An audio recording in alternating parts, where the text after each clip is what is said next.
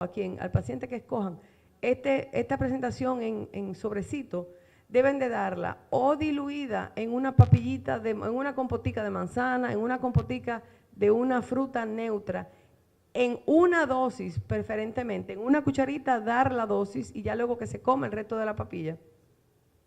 Pero no diluirla en el biberonazo de leche ni en muchísimo menos un biberón de jugo. Dársela de la manera más sólida y 15 minutos antes después de abrirla. Cuando se usa la tableta masticable, que se usa hasta los 12 años de edad, ya sea de 4 o de 5 miligramos, y no sé por qué, pero sentí la necesidad de hacer la aclaración.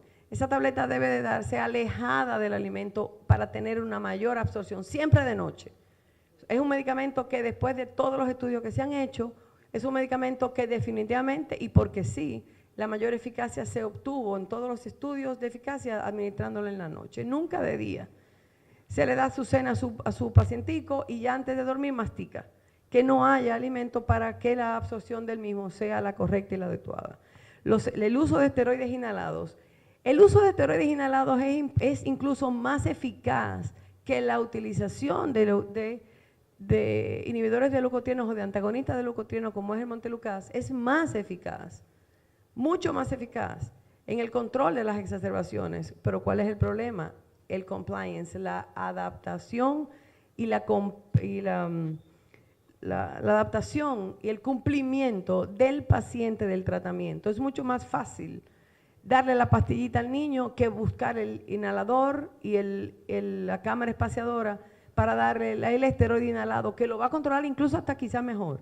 Pero el niño responde mucho más y se obtiene, al final de cuentas, más permanencia en el tratamiento por la dosis de la tableta masticada. Las combinaciones de broncodilatadores ya de corta o de larga duración, no solamente el salmeterol con fluticasona, sino también el formoterol con budesonida, son junto con, de hecho, ellos junto con el montelukast son los medicamentos de elección para el asma inducido por ejercicio. La combinación. Obviamente nuestra inmunoterapia específica con alergenos, ya sea por la vía subcutánea o por la vía oral, y el omalizumab que nunca tuvo el éxito que se esperaba, que son anticuerpos anti-IgE.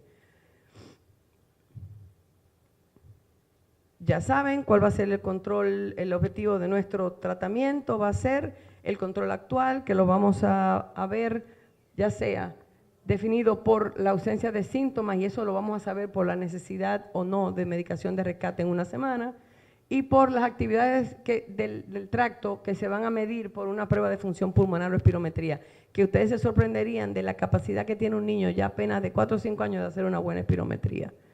En el caso y también otro de nuestras metas es reducir los riesgos futuros que van a ser definidos por un deterioro de la función pulmonar, por exacerbaciones frecuentes y por el empeoramiento que pudiera conllevar eventos secundarios por la alta necesidad de medicamentos de control, fuera de las crisis.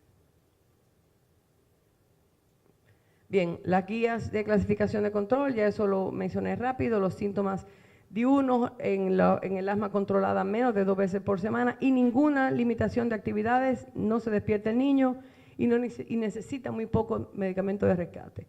En los pacientes parcialmente controlados, 3 veces por semana o más tiene síntomas en el día, tiene limitación de actividades en cualquier momento, tiene síntomas y despertares nocturnos o tos nocturna, y obviamente tiene necesidad más de 3 veces a la semana de ser rescatado. Ay, yo lo nebulicé, le tuve que dar la bombita, o le di cualquiera de los jarabitos que todavía increíblemente estamos usando por ahí como broncodilatadores por vía oral. Y obviamente el asma ya totalmente fuera de control es donde tenga 3 o más de estas condiciones mencionadas previamente. ¿Por qué es importante? Porque ustedes tienen que educar a su paciente a reconocer que esos síntomas diarios no son normales por el hecho de que se le estén presentando desde hace 2 años.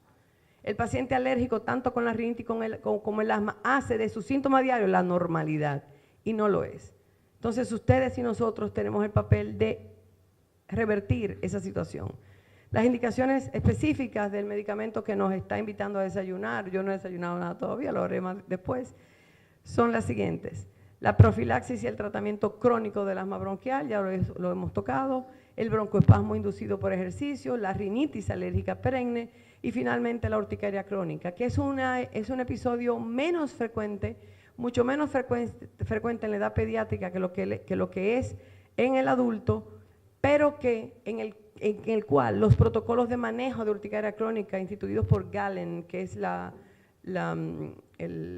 fuerza europea que publicó las últimas guías más actuales e importantes de manejo de urticaria crónica, meten al Montelukast junto con los antihistamínicos de segunda generación en dosis altas, antes de meter los esteroides como el tratamiento ideal para el control. Y nosotros tenemos niños ya con urticaria crónica hace mucho tiempo, niños para los cuales hay que tener mucha paciencia y educarlos mucho, porque son niños que presentan urticarias crónicas espontáneas o idiopáticas y por más que ustedes detectan no encuentran la razón. El Montelukast se administra por vía oral y su biodisponibilidad es de hasta un 78%. La absorción no se ve influenciada por los alimentos. El efecto terapéutico tarda de 3 a 4 horas en empezar, con una duración de cada dosis de 24 horas. Se unen un 99% a las proteínas plasmáticas y su volumen de distribución puede ser hasta de 11 litros. Es metabolizada por el hígado a través del citocromo P450 y se excreta casi exclusivamente por vía biliar. Bien, en el manejo farmacológico de la rinitis alérgica de los 0 a 2 años, desde el principio tenemos establecido como norma que podemos usar antihistamínicos descongestionantes definitivamente locales inicialmente y los antileucotrienos desde temprana edad. En el niño más ya mayor ya tenemos igual los antihistamínicos, los descongestionantes, los esteroides y los antileucotrienos ya empezando a poder usar la inmunoterapia, que es lo único que va a cambiar la evolución natural de la patología alérgica. Todo lo otro va a ser simplemente medicamentos de control o sintomáticos. La inmunoterapia, las vacunas, es lo único que va a modificar esa raíz alérgica del paciente. Y en los niños ya más grandes, pues todo lo que tenemos disponible para usar adecuadamente y controlar sus síntomas. Algo importante que no quiero irme sin dejar de mencionar, los episodios de exacerbaciones frecuentes que se dan. Eso es un estudio bastante reciente que se hizo en toda América Latina, registrando los meses del año en donde se veían más picos de síntomas y en todos de asma bronquial en la población pediátrica. Y en todos el denominador común fue precisamente esta época. Y la razón es que es una época, como lo estamos viendo, como yo soy testigo de ello ahora mismo, de un aumento en la incidencia de infecciones virales, que son las que exacerban con más frecuencia las crisis asmáticas. Pero también se da, y eso lo comentamos, pero también se da lo que se llama the September Peak. Es un pico que se da en muchos países, sobre todo el hemisferio norte, en septiembre, donde ustedes, al igual que nosotros, vemos cómo hay un pico de aparición de episodios de asma bronquial e incluso de descontrol de rinitis alérgica, acompañada, como es cada vez más frecuente, de la conjuntivitis alérgica. Cada vez es más raro encontrar una rinitis pura. Ya en la gran mayoría de los casos el paciente viene con una rinoconjuntivitis alérgica. En septiembre se ha determinado como the September Peak o la epidemia de hospitalizaciones en septiembre, que se dan por, los estudios determinan primero el estrés por la vuelta a la escuela, el aumento de la exposición de alergenos respiratorios e infecciones al volver a la escuela, el pico de alergenos estacionales. Nosotros, aunque somos un país tropical y no tenemos cambios bruscos de temperatura, sí tenemos, y los pacientes alérgicos lo perciben, el cambio de estación con un aumento de liberación de pólenes, y eso el paciente lo recibe, lo percibe y tiene síntomas. Los cambios de temperatura leves y la brisita que se empieza a dar, y los picos en niveles de contaminación. Eso hace que precisamente en los pacientes se dé un aumento de síntomas, y está también estudiado que el uso del Montelukast reduce los días con los peores síntomas, pero también reduce de manera significativa Eso no nos conviene mucho a nosotros, a ninguno. El uso del Montelukast disminuye de manera dramática la visita no programada al médico, porque el paciente está en control. Entonces, ¿por qué mencionamos esto? Porque una de las indicaciones probablemente de un paciente que ustedes ya conocen es probablemente, así como se hace con la inmunoterapia estacional en otros países, es cubrir al paciente en épocas en que ustedes saben que puede tener síntomas con medicamentos de control, como el Montelukast en este caso. No me voy a meter aquí, ya sería ya redundar en todo esto.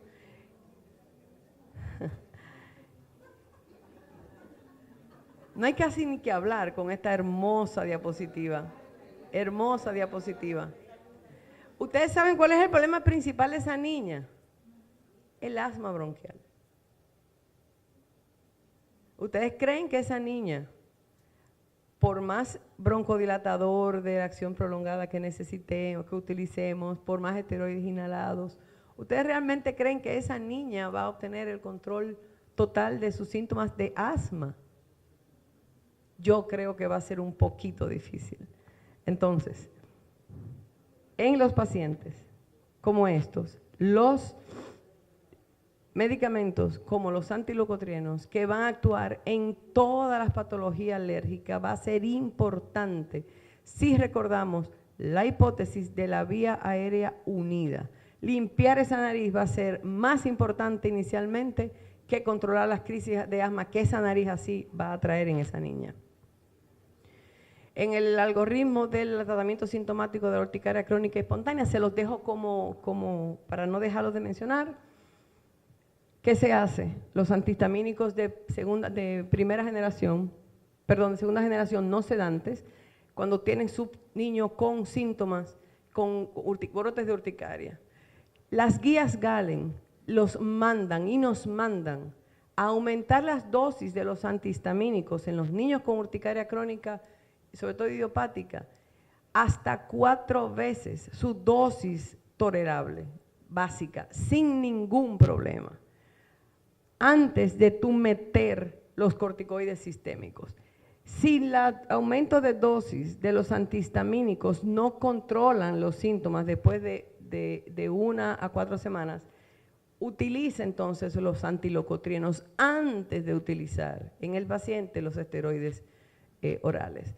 ¿Qué vemos nosotros aquí? Nosotros utilizamos los esteroides orales en dermatitis cuando hay agudización importante y los utilizamos por muy corto tiempo. Hay algunos colegas aquí míos, amigos míos, que compartimos muchos pacientitos con afecciones dérmicas y son testigos de que el uso de esteroides en ellos es mandatorio, pero por corto momento, porque la piel es muy mal agradecida cuando uno retira el esteroide y los pacientitos tienden a hacer rebotes importantes. Y ya en caso de adultos, obviamente, ya en casos de urticaria severa, como la que no nos gusta recibir, y ese fue uno de mis trabajos de interés durante la especialidad, ya utilizar medicamentos que son mucho más complejos, con más efectos secundarios.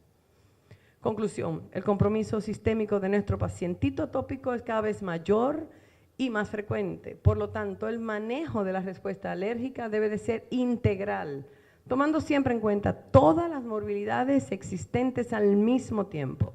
El uso de los antileucotrienos, ya sea como terapia de primera línea, pudiera ser en algunos casos pudiera ser, o como terapia añadida, el pacientito que tiene el broncodilatador de larga duración y el esteroide inhalado, y tenemos entonces como terapia añadida el antileucotrieno, debe de ser implantada en cada paciente que así lo amerite, tomando en cuenta los protocolos universales de manejo para cada condición, como disponen las entidades que se encargan de regular nuestros manejos. Y a todos ustedes, gracias por toda su atención en esta mañana.